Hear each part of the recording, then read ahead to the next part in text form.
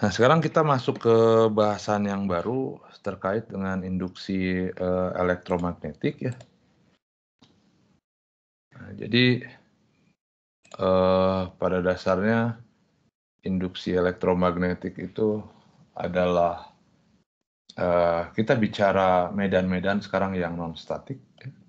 Jadi kemarin kita bicara yang statik, sekarang kita bicara yang non statik. Jadi artinya medannya bergantung waktu. Nah,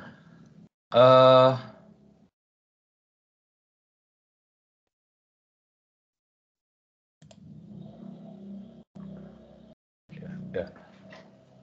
Nah, jadi nanti kita akan membahas atau belajar bagaimana sebenarnya ternyata medan listrik dan medan magnetik itu adalah medan-medan yang terkait gitu ya, fenomena yang sebenarnya terkait satu sama lain, bukan merupakan medan yang terpisah gitu ya.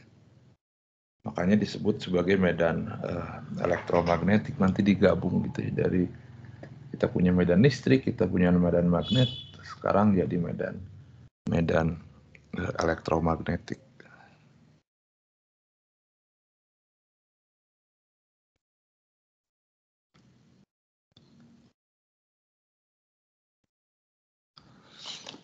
Nah, medan induksi elektromagnetik itu pertama kali ditemukan gitu ya, fenomenanya ya, diteliti secara khusus oleh percobaan-percobaan yang dilakukan oleh Faraday sebenarnya.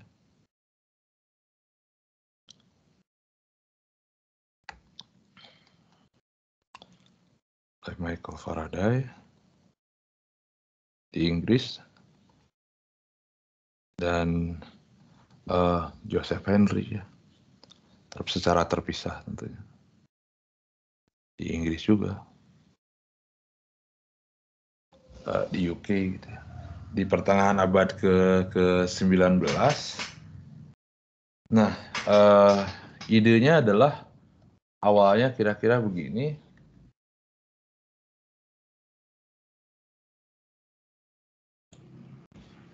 Nah, jadi bayangkan saya punya sebuah kawat loop gitu ya. Kemudian si kawat loop ini kita hubungkan ke sebuah galvanometer gitu ya. Nah, dan saya punya sebuah magnet batang. Nah, yang menarik jika magnet batang ini kita goyang-goyang gitu ya, kita gerakan maju mundur gitu ya ke arah loopnya. Nah, tiba-tiba si pada loop ini muncul arus listrik gitu. Muncul arus listrik yang kita sebut sebagai arus listrik induksi namanya. Jadi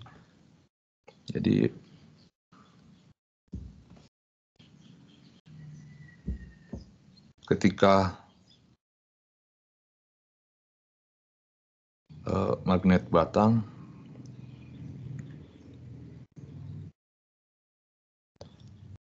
digerakkan gitu ya, maju mundur itu berarti maksudnya mendekati dan menjauhi loop.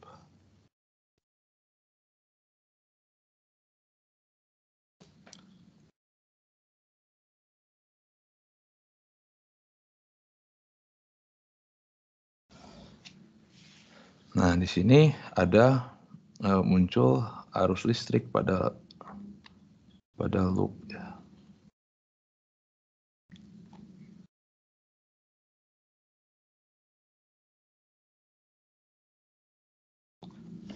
Muncul arus listrik pada loop. Nah, arus listrik ini kita sebut sebagai arus listrik induksi namanya.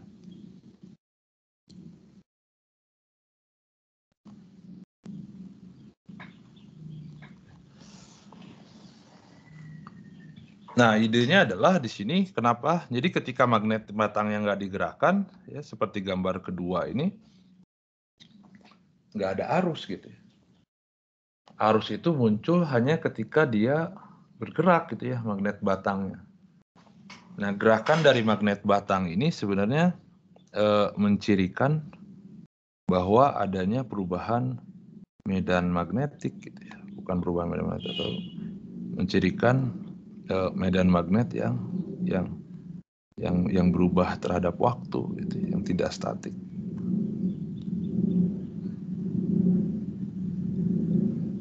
Medan magnetik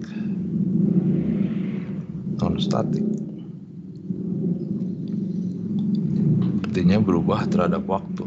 Baik bisa arahnya, bisa besarnya gitu ya. Nah, karena kalau untuk kasus kedua, dia medan magnetiknya ada, ya, tapi tidak berubah karena memang si magnetnya tidak digerakkan apa-apa, arusnya itu nggak ada. Gitu ya. Arusnya itu nggak ada. Nah, jadi di sini yang kita sebut sebagai induksi, gitu ya. Induksi itu maksudnya adalah jadi medan magnetik non statik atau jadi ada perubahan medan magnetik itu nanti akan menginduksi arus listrik gitu ya pada sebuah rangkaian. Nah, jadi fenomena ini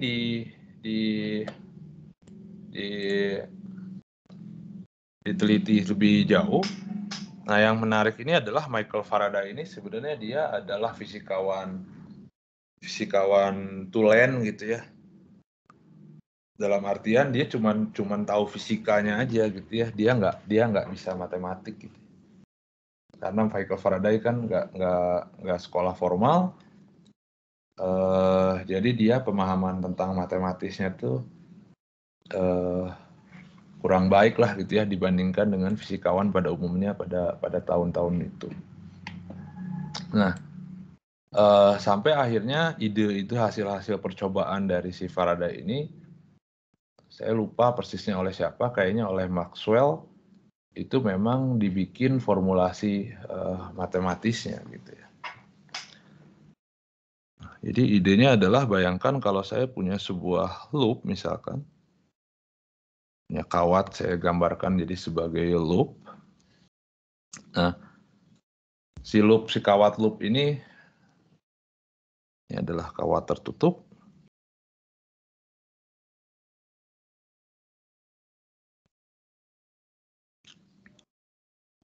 Ini adalah sebuah loop. Kemudian kita simpan dalam sebuah daerah bermedan magnetik ya. Jadi ini medan magnetik eksternal. Misalkan datangnya dari si magnet batang ini bisa jadi gitu ya. Kita sebut B eksternal.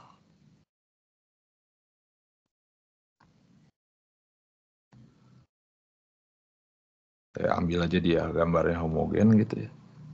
Ini adalah medan magnetik eksternal yang datangnya dari luar. Nah, yang menarik adalah kalau saya punya sebuah kawat tertutup, ya, nah kawat tertutup itu pasti mendefinisikan sebuah area.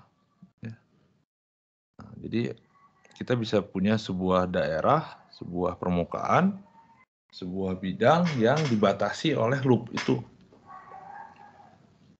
Nah, jadi di sini kita punya daerah ya, atau bidang atau permukaan yang dibatasi oleh loop. Nah,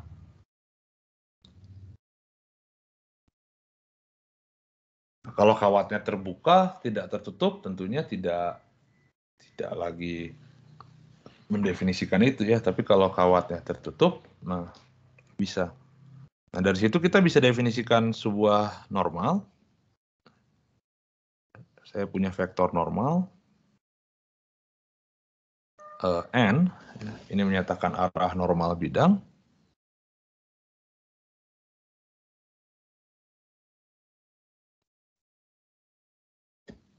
Arah normal permukaannya. Ya, tentunya dia harus tegak lurus terhadap bidangnya.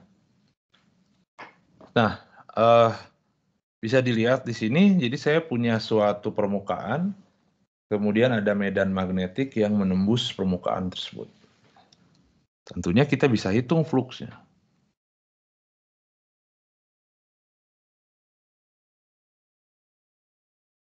Saya bisa hitung berapa banyak sebenarnya garis medan yang menembus permukaan yang dibatasi oleh kawat tersebut. Ini yang menembus daerah yang dibatasi loop ini, yang kuning ini.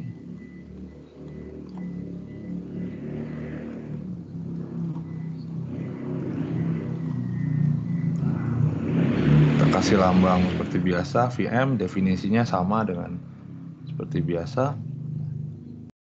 Ini B eksternal, kita dot dengan vektor normal, kalikan dengan areanya ya.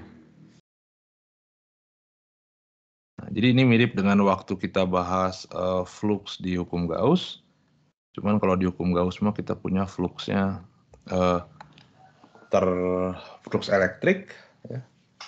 Nah, sekarang bukan lagi flux elektrik, tapi fluxnya magnetik, jadi medannya medan magnetik. Kemudian permukaannya tidak lagi tertutup. Kalau waktu kita hukum Gauss kan permukaannya tertutup. Nah, di sini permukaannya tidak lagi tertutup karena permukaannya kan kita tinjau yang dibatasi oleh loop. Ya, sehingga permukaannya terbuka gitu. Nah, kalau ingat kalau kita ngitung flux magnetik, permukaannya tertutup, itu medannya sama dengan 0. Seperti yang dibahas di sini ya, kalau nggak salah, waktu itu ya kita bahas, nah ini dia. Kalau permukaannya dibikin tertutup, ya, flux magnetiknya yang sama dengan 0 pasti. Nah, di sini sekarang dia dibatasi oleh permukaan tertutup, tapi jadi permukaannya sih terbuka ya. Nah, kemudian N itu menunjukkan arah normal permukaan. Arah normal permukaan itu diambil sedemikian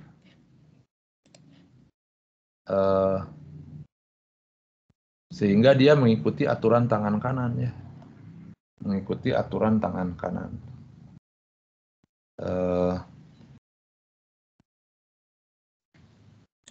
Gimana enak gambarnya?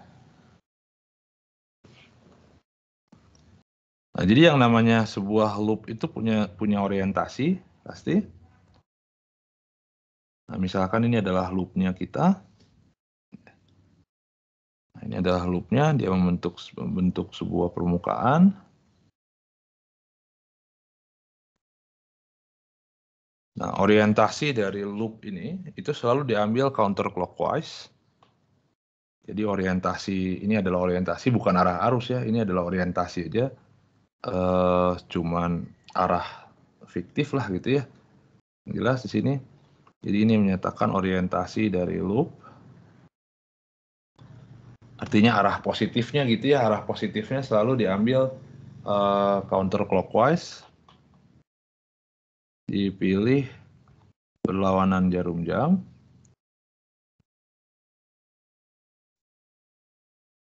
Nah, sehingga dengan aturan tangan kanan, saya bisa tentukan arah normalnya pakai yang biasa, pakai jempol. Kemudian yang 4 ini menyatakan arah rotasinya, ya, arah orientasinya. Ini menyatakan arah orientasi, orientasi loop, mana arahnya. Orientasi dari loop, dan yang jempol kita itu menunjukkan arah normalnya ya. Menunjukkan arah normalnya. Ini tangan kanan, dan dari sini berarti kita punya ya arah normalnya kira-kira ke sini gitu ya. Mana ini tegak lurus ya.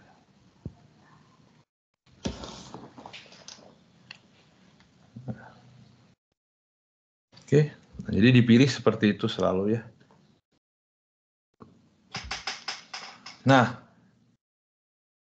dari sini ya, untuk menghasilkan medan induksi elektromagnetik kan kita harus gerak-gerakan si B-nya ini ya, si magnetnya ini. Nah, jadi sekarang jika medan magnetik eksternalnya dibuat bergantung waktu,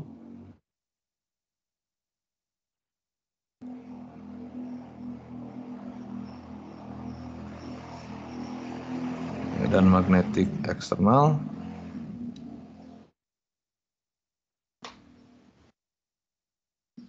dibuat bergantung waktu,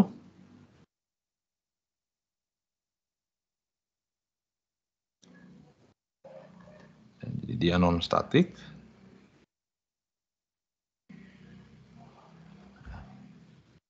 Nah, maka dari persamaan ini kan jelas jika B eksternalnya fungsi dari waktu, nah di sini karena B-nya bergantung waktu, maka flux magnetiknya juga bergantung waktu. Maka flux magnetik yang kita punya juga dia akan bergantung waktu. Nah, sekarang kita lihat perubahan-perubahan ini. Nanti ini, jika dia berubah terhadap waktu, maka muncul arus induksi ya pada loop ini berdasarkan tadi percobaan dari si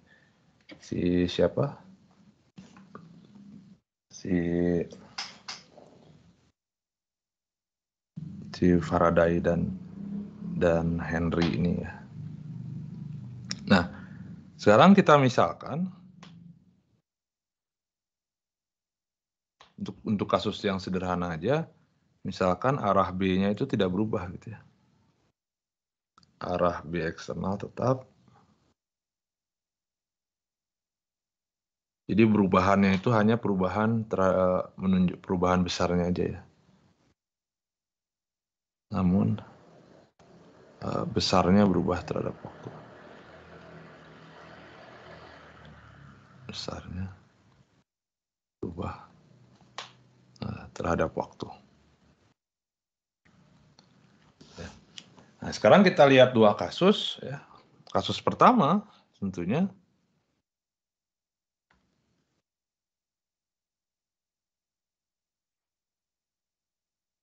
itu kalau B-nya makin besar.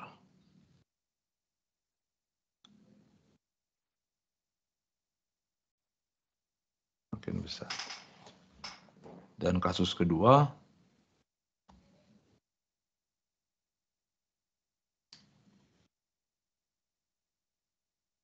itu kalau B eksternalnya makin kecil.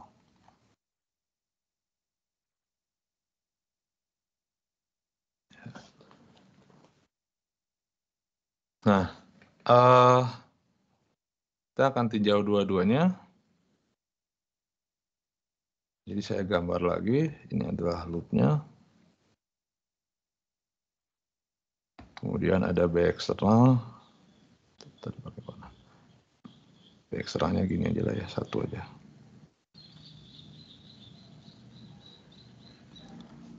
B eksternal, saya copy dulu.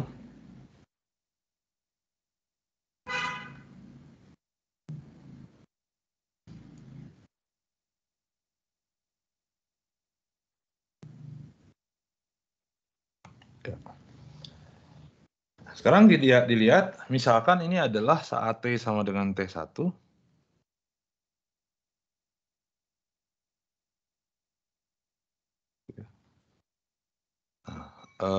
Kemudian, karena B-nya membesar,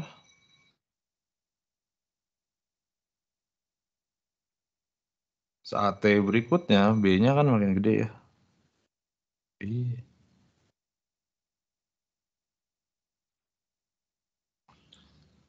Ini kita sebut ya T1.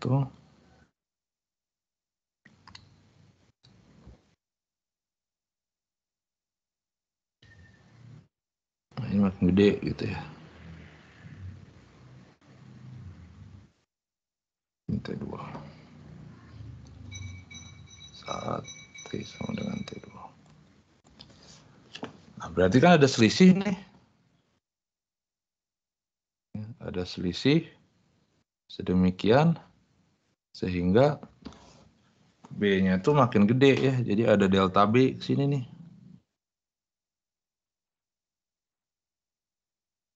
ada perubahannya ke sini. Nah, yang menarik ini berdasarkan empirik ya, berdasarkan pengamatan dari percobaannya si Faraday dan Henry ini, ternyata bahwa arus induksi itu kenapa bisa muncul? Nah, arus induksi itu kenapa bisa muncul? Dia muncul itu karena sebenarnya si sistem itu nggak mau ada perubahan medan magnetik gitu ya.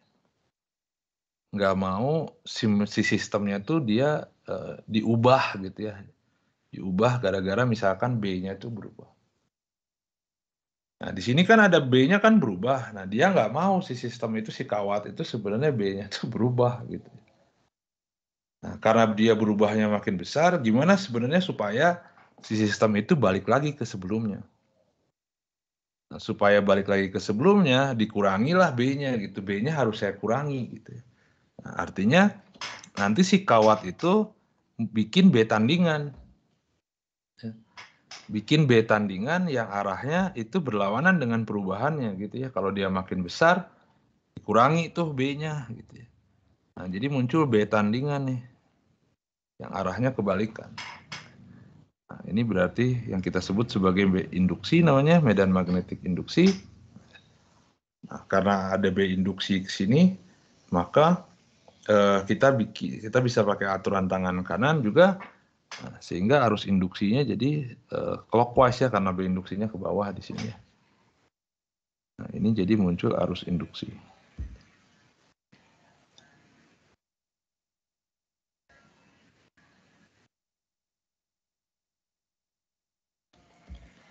Nah, sedangkan sebaliknya pada saat T sama dengan pada saat B eksternalnya makin kecil, lagi ini saat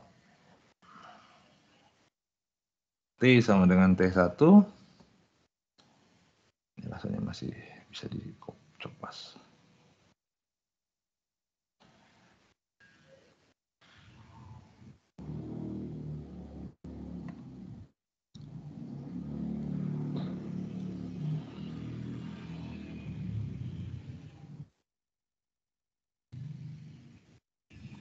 Nah, sekarang B-nya mengecil.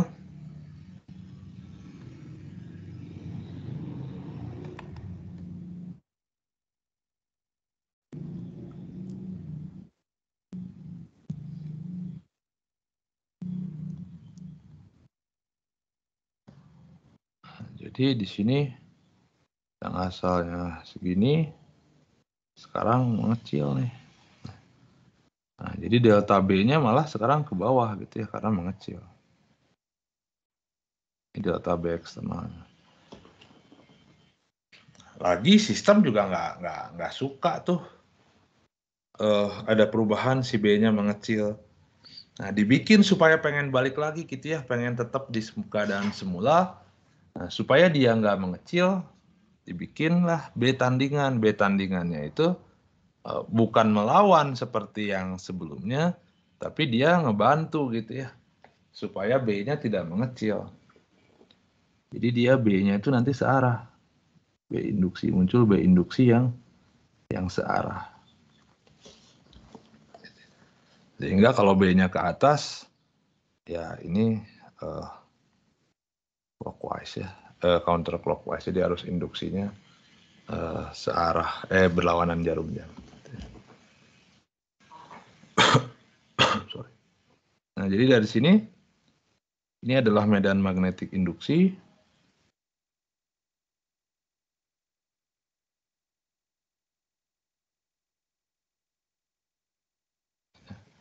Dan medan magnetik induksi ini tadi sifatnya dia ya dalam tanda petik melawan perubahan dari medan magnetik eksternalnya ya.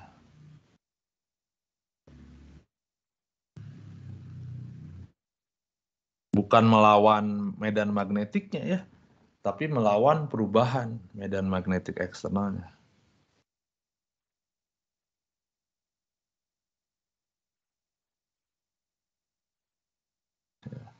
Nah, jadi dalam hal ini bisa dilihat ketika si magnet batangnya tidak digeser-geser, medan magnetiknya nggak berubah. Kalau medan magnetiknya nggak berubah, ya si kawat itu, si loop itu juga menganggap, ya ngapain saya ngeluarin B induksi gitu ya, kan tidak berubah. Saya justru pengennya kan tidak berubah.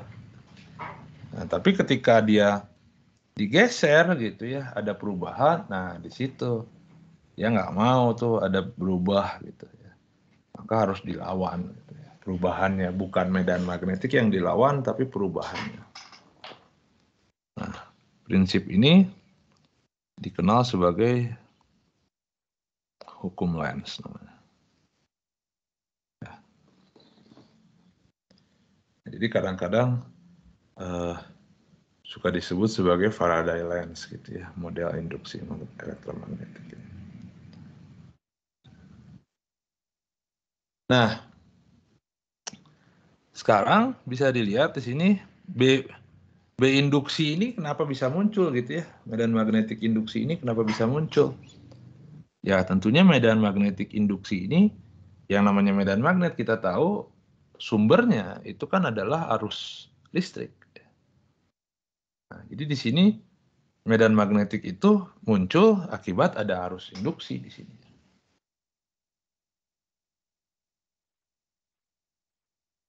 Ada arus induksi yang mengalir di loop.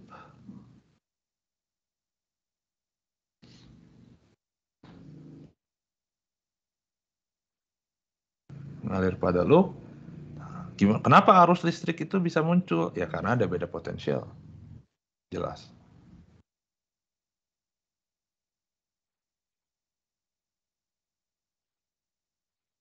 Ada beda potensial yang muncul pada loop. Akibatnya kalau dia ada beda potensial, ya dari per definisi, maka haruslah ada medan magnetik, medan listrik di sini. Harus ada medan listrik. Ini kita sebut sebagai medan listrik induksi juga. Nah, artinya apa? Di sini ya perubahan medan magnetik ini itu akan menginduksi elektrik ya, medan listrik. Nah, jadi perubahan medan magnetik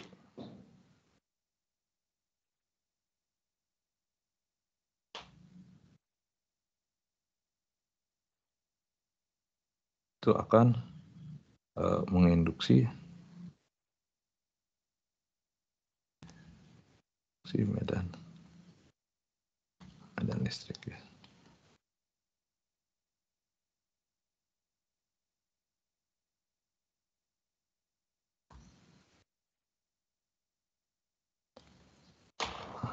Ini dikenal sebagai hukum Faraday namanya.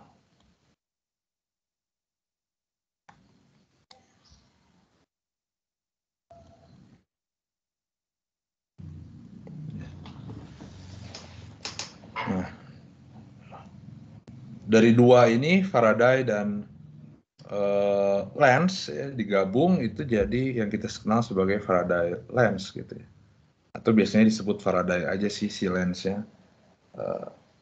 Jarang disebut gitu ya.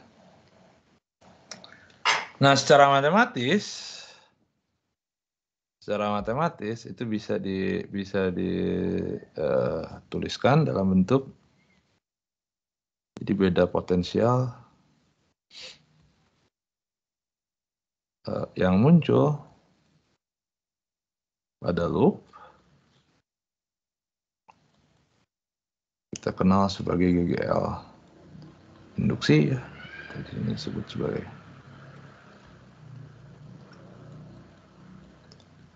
GGL induksi. Itu dia secara umum bergantung pada T, itu negatif N, D flux magnetik dt.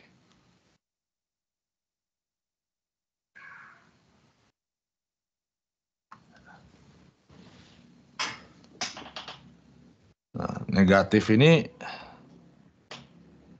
muncul akibat dari sifat si lens ini ya. Jadi tanda negatif ini muncul akibat hukum lens ya. Nah, perubahan medan magnetiknya di mana, Pak? Ya, perubahan medan magnetiknya muncul di sini. Ini yang kita sebut sebagai flux rule namanya ya. Jadi aturan flux, dan N ini apa? N ini menyatakan banyaknya lilitan ya pada loop.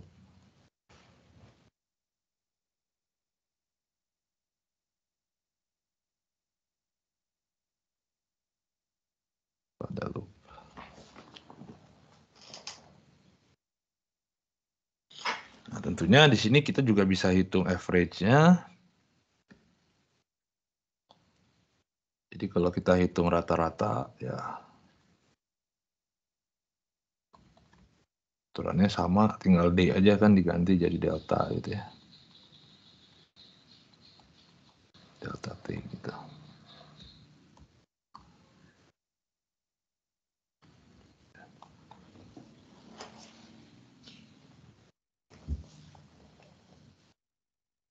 Oke, sampai sini ada pertanyaan dulu.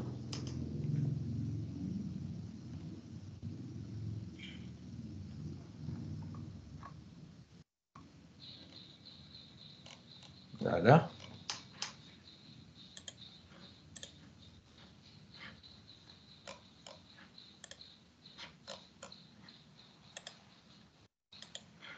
Oke.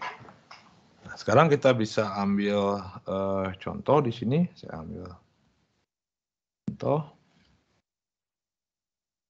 Tuh misalkan, bayangkan saya punya sebuah daerah bermedan magnetik seragam.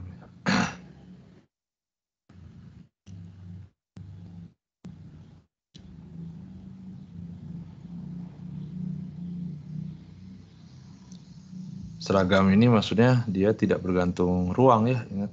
Jadi hanya bergantung waktu nanti.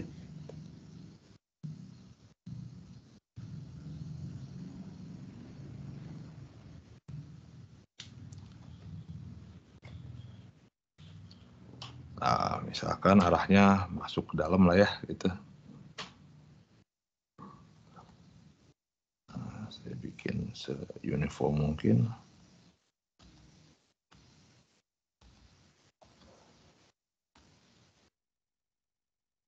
Ya, inilah kira-kira. Kemudian kita punya kawat. Tertutup.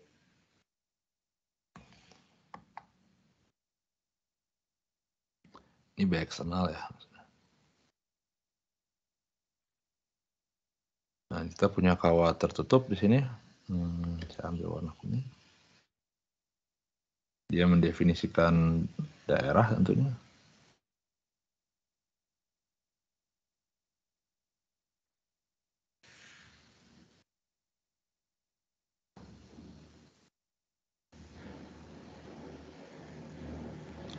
Kita misalkan aja ya, saya misalkan ini adalah sebuah kawat melingkar persis.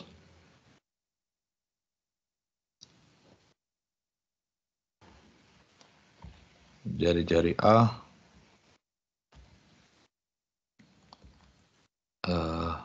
jari-jarinya, dan dia punya resistansi R ya. Jadi ini logam kawat konduktor, jadi dia punya resistansi. Nah, kemudian misalkan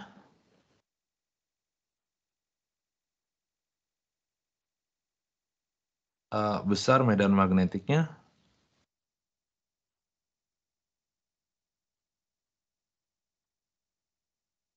itu berubah terhadap waktu.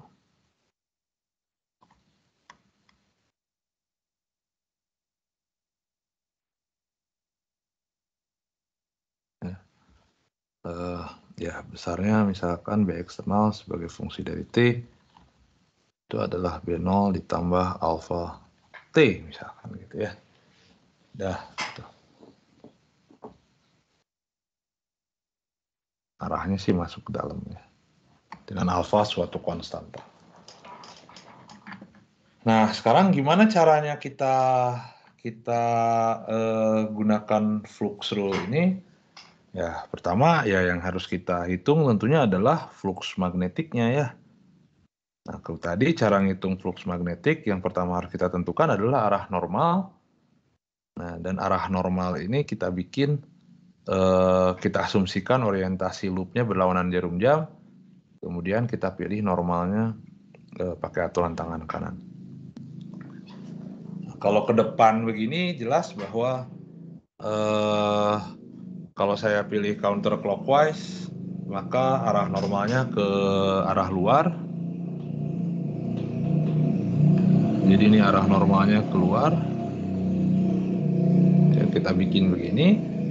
Nah, dari situ setelah kita ngitung arah normal, pertama itu kita hitung flux magnetiknya. Hitung flux magnetiknya.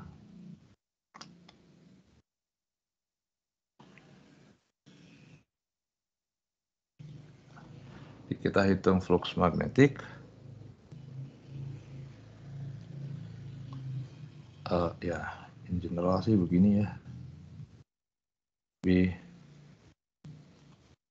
eksternal dot n dA. Nah, di sini bisa dilihat kalau saya dot produk, ini kan kita cuma dot aja, itu kan berarti besar B eksternalnya dikalikan cos theta, dengan theta adalah sudut apit antara B eksternal dengan arah normal. Nah, bisa dilihat di sini B-nya ke dalam masuk, normalnya tuh keluar. Jadi sudutnya jelas 180 derajat. Kalau 180 derajat berarti cos theta-nya sama dengan min 1. Nah, sehingga di sini bisa dilihat karena B itu tidak bergantung pada ruang ya, dia uniform. Jadi bisa keluar dari integral.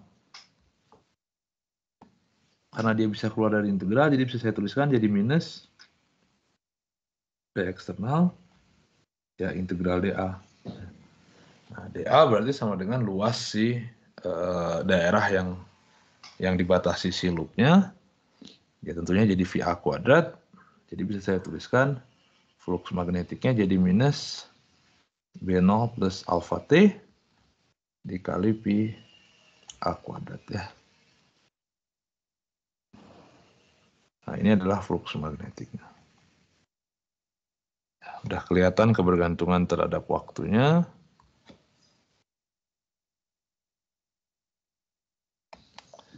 Nah, yang kedua, ya kita bisa hitung berarti kegiatan induksinya.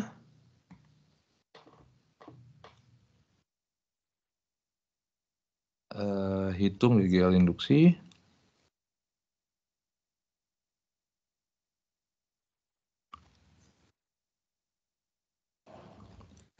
Kegiatan induksi tentunya pakai flux rule. Minus N D flux magnetik dt. Tentunya karena satu kawatnya, lilitannya cuma satu, kita pilih N-nya sama dengan 1. Jadi ini satu lilitan. Satu loop gitu ya maksudnya.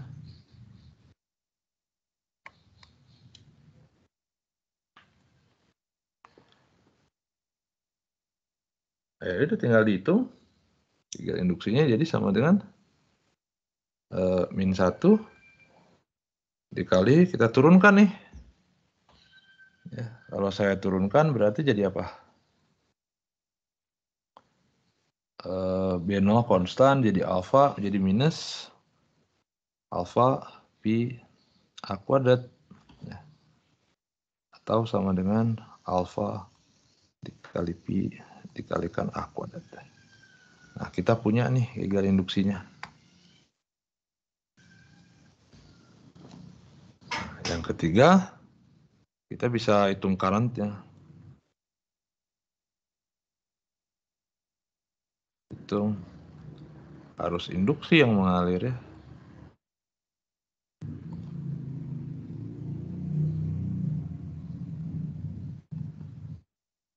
ada loop.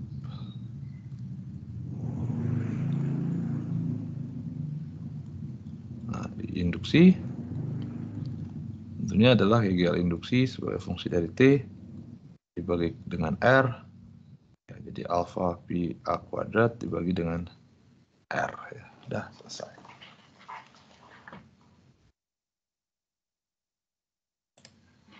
Ada pertanyaan dulu?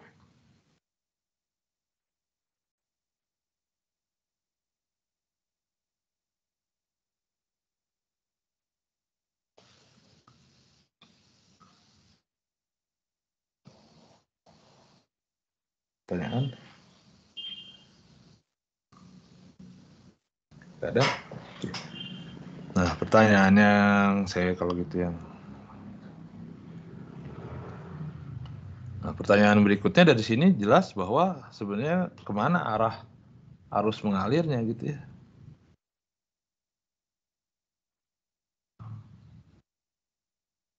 Bukan kemana ya.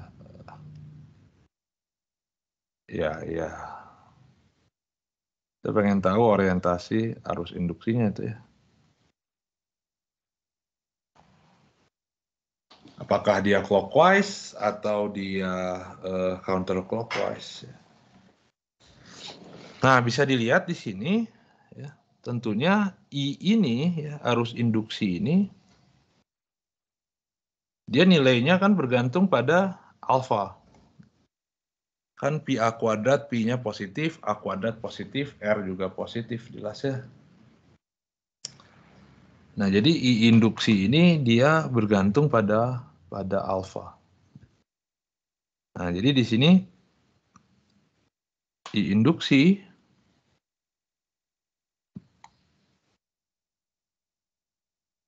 itu dia bernilai positif jika alfanya positif, dan ini bernilai negatif jika alfanya juga negatif. Nah, di sini menarik, ya, karena kita sudah pakai hukum Lenz ini dari rumusnya, jadi sebenarnya kita bisa tentukan. Kita bisa tentukan di sini dia positif atau negatifnya. Jadi kalau dia positif,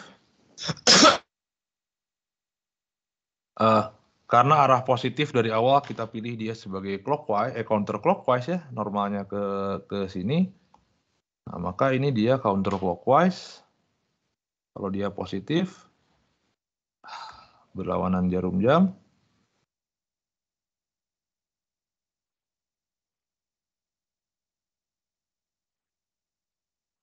Nah, sedangkan kalau dia negatif, dia kebalikan, dia searah jarum jamnya.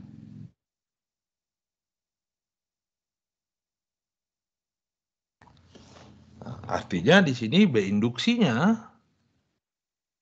ya, B induksi yang muncul itu searah normal, sedangkan kalau yang ini B induksinya itu berlawanan dengan normal.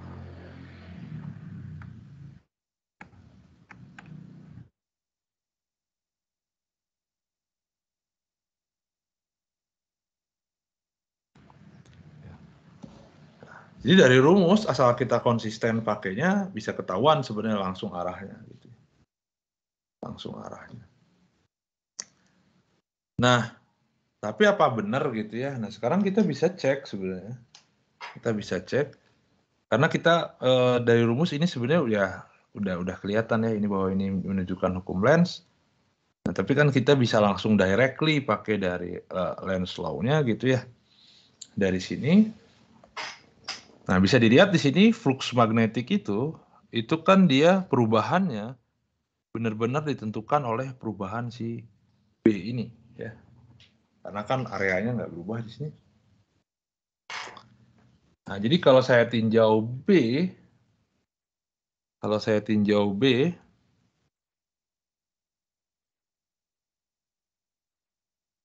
B eksternal lagi di sini ya.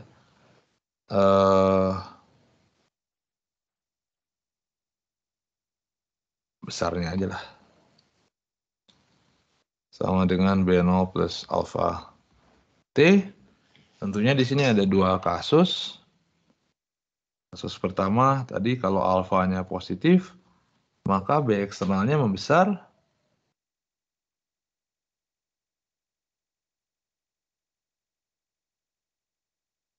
Sedangkan kalau alfanya negatif, panahnya dibuang.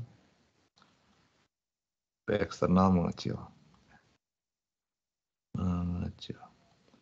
Tentunya tidak terus mengecil ya. Karena sampai suatu saat tertentu sebenarnya kalau alfanya negatif terutama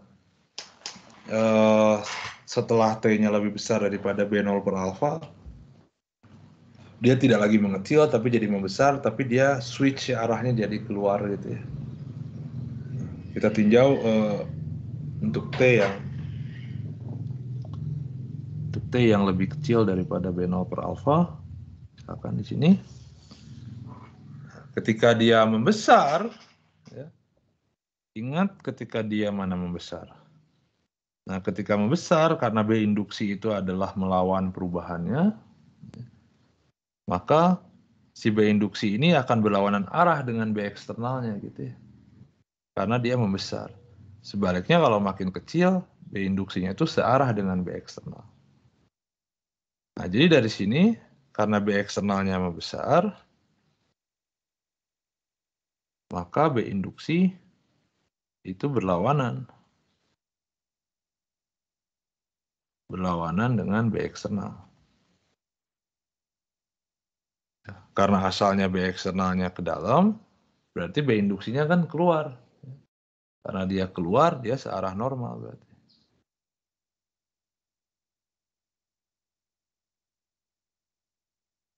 Dan kalau dia mengecil, sebaliknya B induksi yang muncul itu searah dengan B eksternal. Kalau dia searah dengan B eksternal, berarti dia berlawanan dengan normal. Karena B eksternal dengan normal kan berlawanan pada kasus ini. Dan akhirnya dia memang sama dengan yang langsung pakai rumus ini. Oke, ada pertanyaan dulu?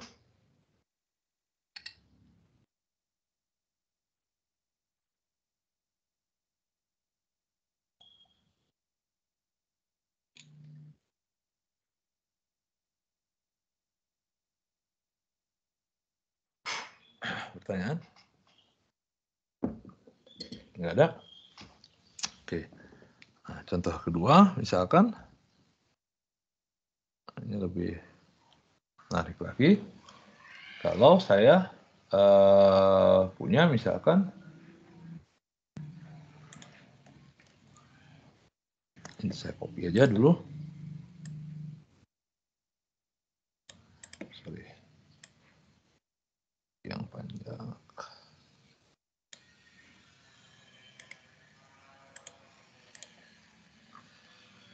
Nomor 2. Nah, setupnya sama begini.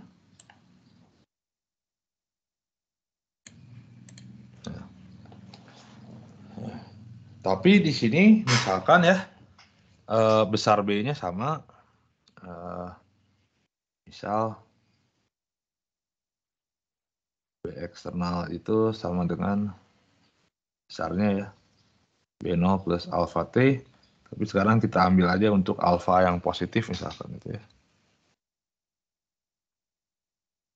Nah, jadi skemanya udah ada tadi.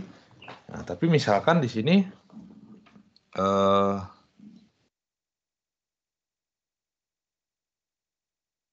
itu dipasang baterai misalkan ya.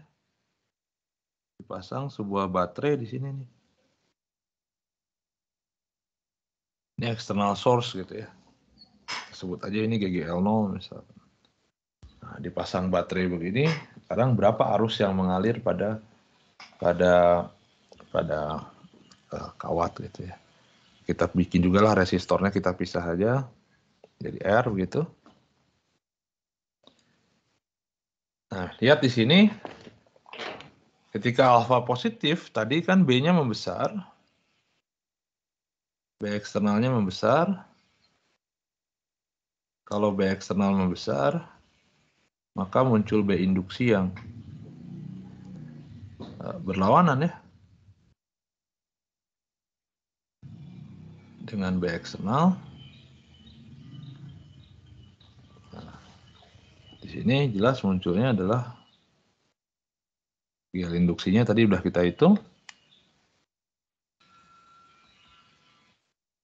Sama dengan alfa P A kuadrat, dengan alfanya positif, sekarang ini juga jadi positif tentunya. Nah, sekarang nyari arusnya karena ada baterai tambahan ya. Nah, sekarang lihat di sini, B induksinya itu kan keluar. Jadi ini ada B induksi. Kalau ada B induksi keluar, tadi kan arus induksinya itu ke ini. Arus induksinya kemana? Ke counter clockwise. Nah, tapi kan di sini karena ada GGL0, ya, karena ada GGL0, ada baterai, maka muncul arus yang lain. Ini kita sebut aja I0, GGL0 ini adalah baterai misalkan ya, kita sebut aja dia baterai. Dan I0 ini adalah arus yang muncul dari baterai ya.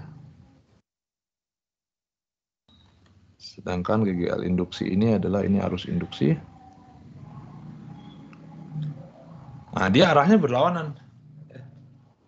Dia arahnya berlawanan, karena dia arahnya berlawanan, jadi ya bisa tinggal dikurang aja ya. Nah, kita ambil aja arah positifnya tetap searah jarum jam, berlawanan jarum jam.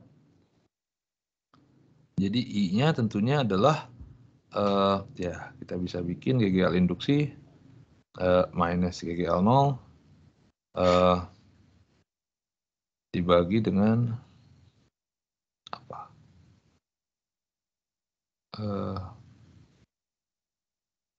R ya.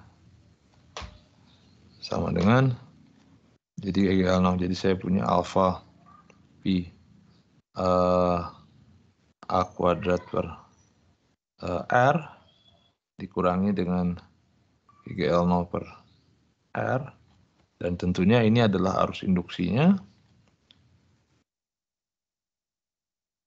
arus induksi ya, dikurangi dengan, dan ini tentunya adalah yang I0 tadi, yang arus akibat baterai, kurangi dengan I0, jadi cuma begitu aja. Nah, tapi kalau alfanya negatif, arus induksinya jadi balik ya. Arus induksinya jadi searah jarum jam. Kalau dia searah jarum jam, jadi dia searah dengan arus dari baterai, nanti jadi ditambah ya, tidak lagi dikurang. Oke, ada pertanyaan dulu?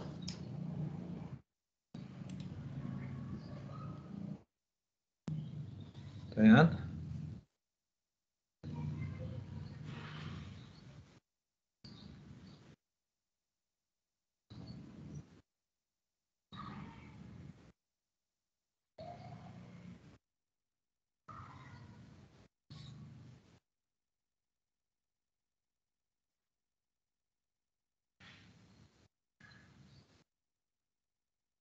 Ada?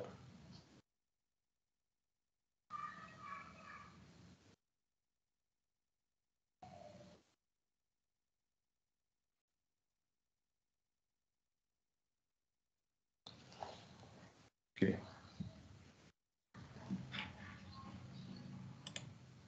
Nah, satu lagi. Gimana kalau B-nya tuh tidak uniform, misalkan.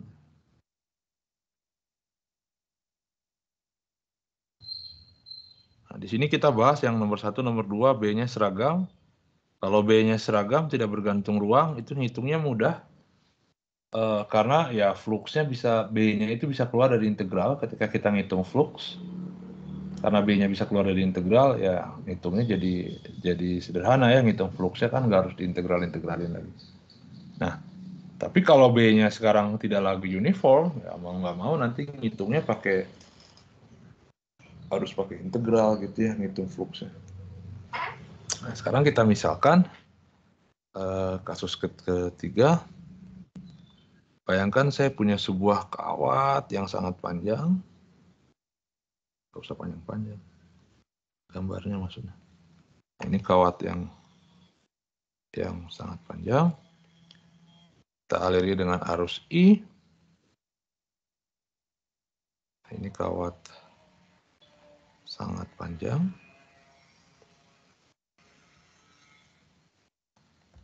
Dialiri oleh arus I yang sekarang bergantung pada T.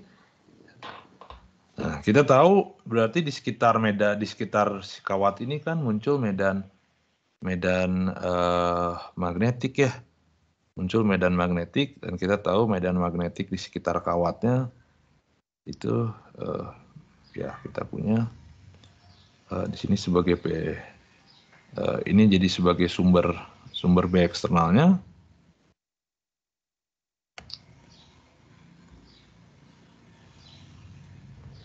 Sebagai sumber bagi B eksternalnya, dan saya tahu B eksternalnya itu besarnya kan sama dengan mu0 dikali I dibagi 2pi dikali R ya.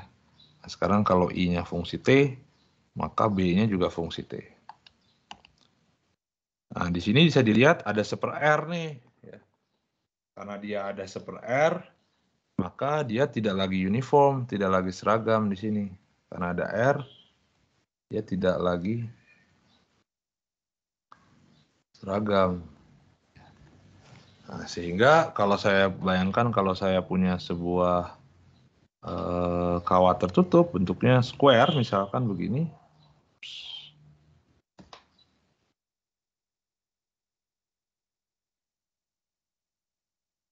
Ya. Nah, bentuknya persegi misalkan.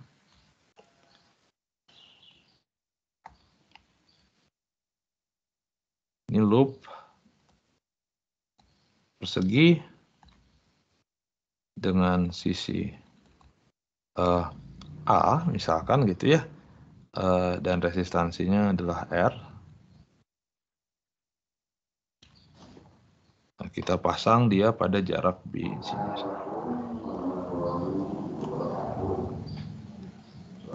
Bentar ya.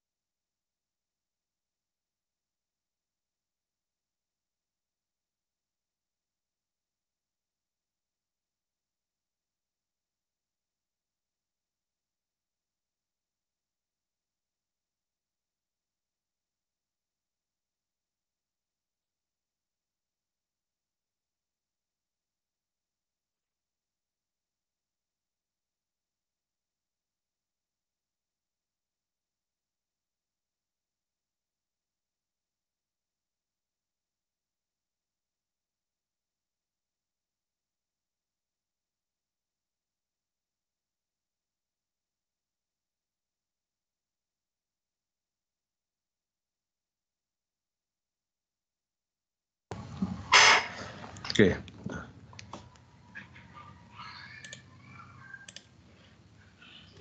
Ini jadi sekarang tidak lagi seragam, ya kita punya kawat dipisahkan pada ini.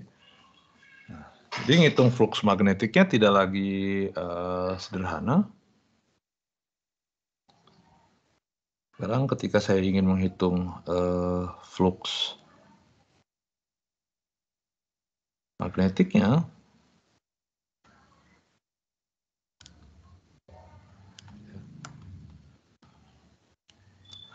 seperti biasa, di sini saya bisa bagi jadi strip ya. Jadi si kawatnya saya bagi-bagi menjadi sebuah pita gitu. Jadi sebuah pita, ya. Sebut aja pitanya pada jarak X dari ujung kawat. Kemudian tebalnya adalah X di sini. Tebalnya adalah dx, tebal pitanya. Dan di sini kan ada medan magnetik yang arahnya masuk.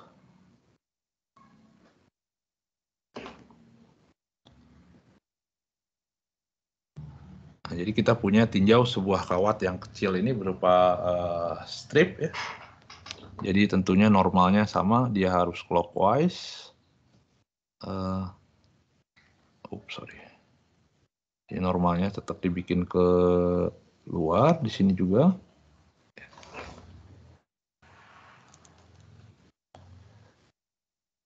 Nah, bisa dilihat di sini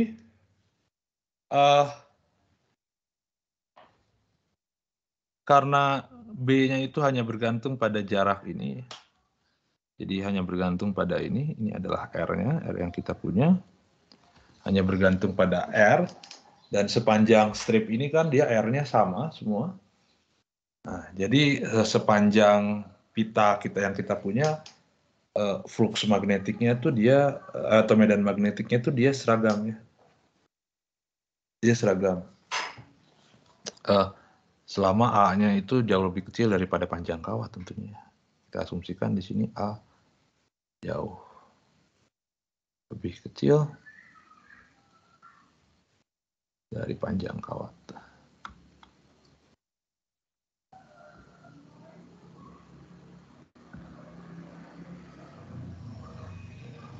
Nah, jadi sekarang kita bisa hitung flux magnetik sepanjang pita.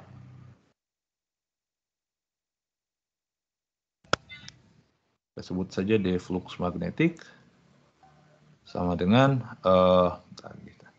jadi langsung gini ya, B eksternal dikalikan dengan cos theta dikalikan dengan dA ya, Bn dot dA.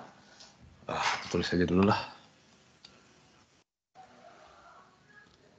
NdA. Nah, tapi sekali lagi karena kita milih normalnya keluar, ininya ke dalam, sudutnya 180 derajat ya. Jadi langsung aja saya tuliskan, ini jadi minus, cosnya kan negatif, min 0 I dibagi dengan 2pi, R-nya adalah B plus X, dikalikan dengan dA. Nah, dA-nya panjang pitanya tentunya adalah, karena posisi ini adalah A, ya A dikali dx ya. A dikali dx gitu.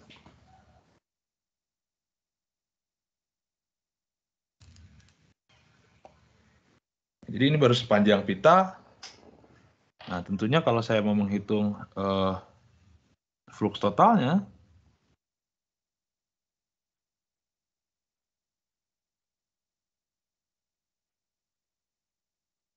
kita harus integralkan. Kita tinggal integralkan saja. Jadi flux magnetik total sama dengan minus mu 0 konstan, I juga konstan. Konstan maksudnya dia tidak bergantung pada ruang. Dibagi dengan 2pi karena integrasinya terhadap X di sini. Ya, jadi saya punya ada A-nya juga, dia konstan. Jadi saya tinggal punya dx dibagi dengan B plus X. Tentunya X-nya dimulai dari 0 sampai A. Ya, karena X-nya kan saya startnya dari ujung kiri kawat. Tinggal integrasikan, ini adalah logaritmik ya. Jadi akhirnya kita dapatkan flux magnetiknya sama dengan minus mu 0 I kali A per 2pi. Ini jadi logaritmik dari A plus B dibagi B ya.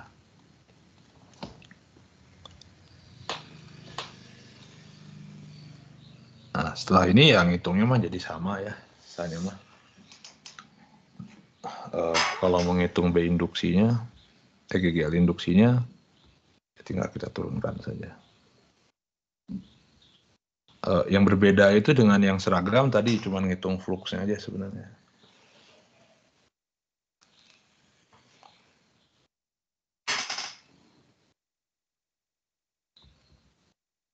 N-nya 1 ya, jadi saya langsung aja.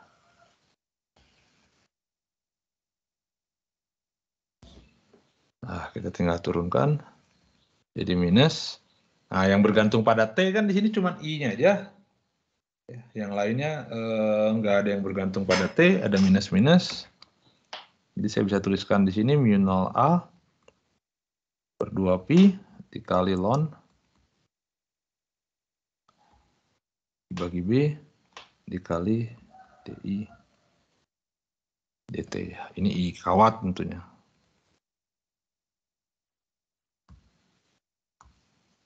Jadi kita punya begini. Nah, ini suku ini konstan. Nah, suku ini konstan. Dan dia nanti tanda dari GGL induksi benar-benar bergantung pada DI/DT ini ya. Nah, bergantung pada DI/DT ini. Ya jelas ya. Karena besar dari B ini kan B eksternalnya juga bergantung, benar-benar bergantung pada si I-nya ini.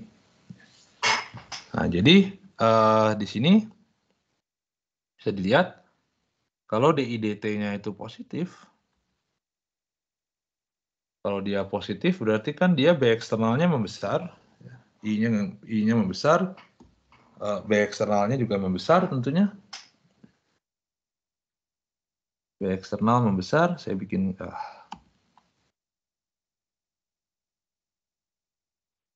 besar. Kalau dia membesar ya berarti B induksinya berlawanan ya, berlawanan dengan B eksternal. Artinya di sini searah normal. Searah normal ya karena normanya keluar. Jadi dia muternya counterclockwise ya. Jadi di sini dia counterclockwise nanti muternya.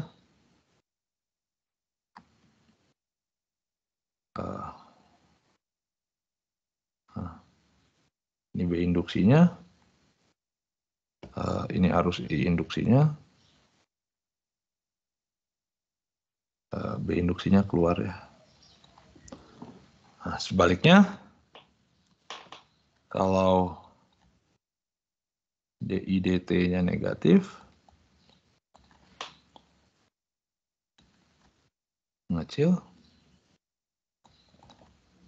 artinya nanti B induksinya searah dengan B eksternal, artinya berlawanan dengan N, jadinya dia clockwise. Jadi dia akan clockwise, B-nya masuk. Jadi ini arus induksinya ke sini clockwise, B induksinya keluar, masuk ke dalamnya searah dengan B eksternal. Nah, jadi kalau seragam idenya sebenarnya semua sama, yang beda itu cuma ngitung fluxnya jadi lebih panjang gitu. Tapi kalau ngitung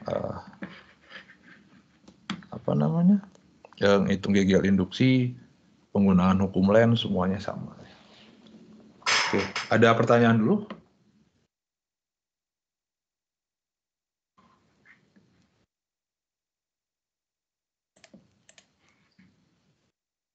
Ada?